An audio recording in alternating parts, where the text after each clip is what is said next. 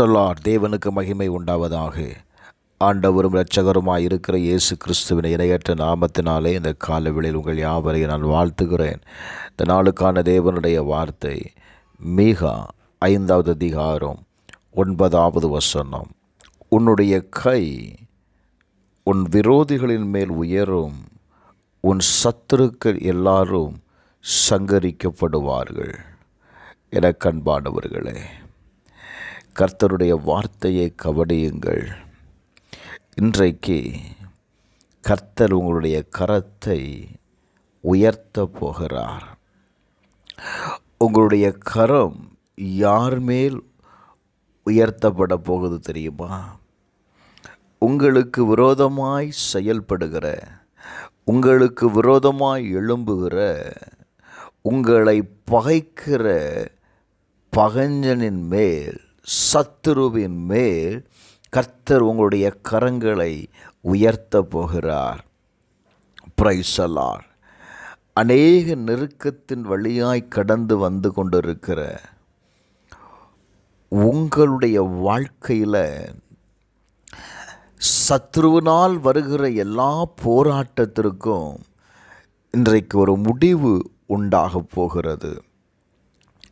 என கண்பானவர்களே, வேதம் சொல்லுகிறது, ஏசாயா 26வது அதிகாரம் 11வது வசனத்தை வாசிப்பீர்களேயானால், கர்த்தாவே உமது கை ஓங்கியிருக்கிறது, அவர்கள் அதை காணாதிருக்கிறார்கள், ஆனாலும் உமது ஜனத்திற்காக நீர் கொண்ட வைராக்கியத்தை கண்டு வெட்கப்படுவார்கள்.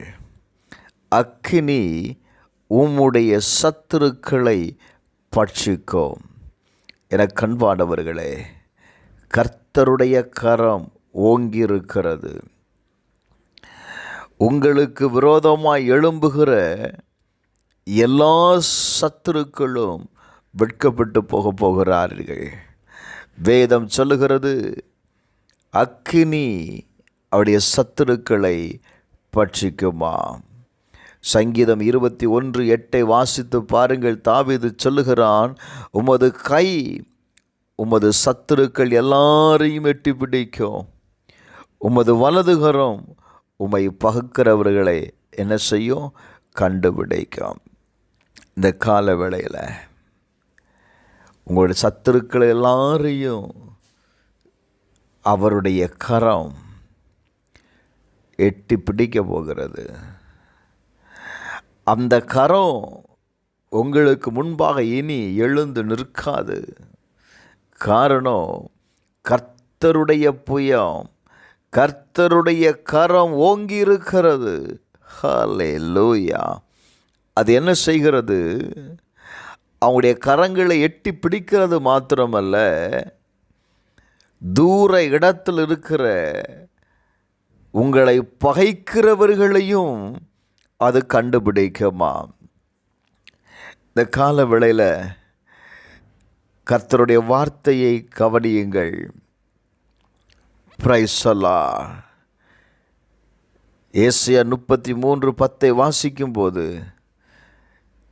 இப்பொழுது எழுந்தருளுவேன், இப்பொழுது உயருவேன், இப்பொழுது மேன்மை படுவேன் என்று கர்த்தர் சொல்லுகிறார். உன்னுடைய சத்துருக்கள் அழிக்கப்படும் போது, நீங்கள் எந்த இடத்துல எழுந்திருக்க முடியாத நிலையில் இருக்கிறீங்களோ, மீண்டுமாய் கர்த்தர் உங்களை எழுந்திருக்க பண்ணுகிறார். மீண்டுமாய் உங்களுடைய வாழ்க்கையை கர்த்தர் உயர்த்த போகிறார்.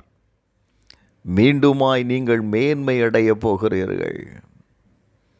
இன்றைக்கு கர்த்தர் உங்களை அழிக்க நினைக்கிற, உங்களோடு போராடுகிற சத்துருக்கள் அழிக்கப்படுகிறார்கள்.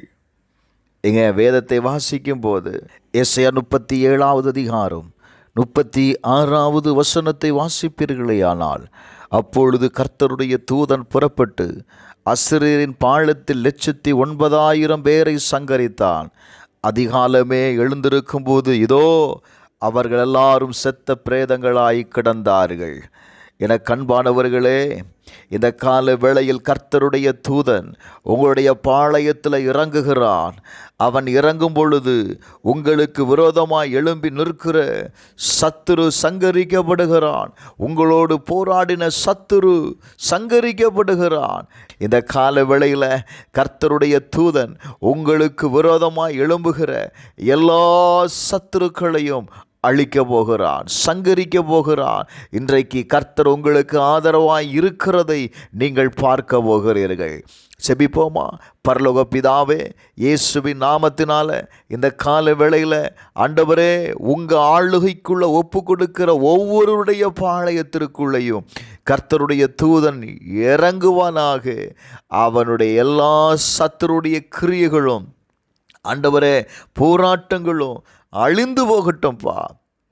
இயேசுவின் நாமத்தினால நான் அவர்களை இரட்சித்து அவர்களுக்கு ஆதரவாக இருப்பேன்னு சொன்னீங்களே. இந்த கால வேளையில் என் ஜனத்திற்கு உம்மை நோக்கி கூப்பிடுகிற ஒவ்வொருவருக்கும் நீர் அவர்களுடைய எல்லா தீங்கிலிருந்தும் அவர்களை இரட்சித்து நீர் ஆதரவாக இருக்கும்படி செபிக்கிறேன். இயேசுவின் நாமத்தில் பிதாவே, ஆமேன்.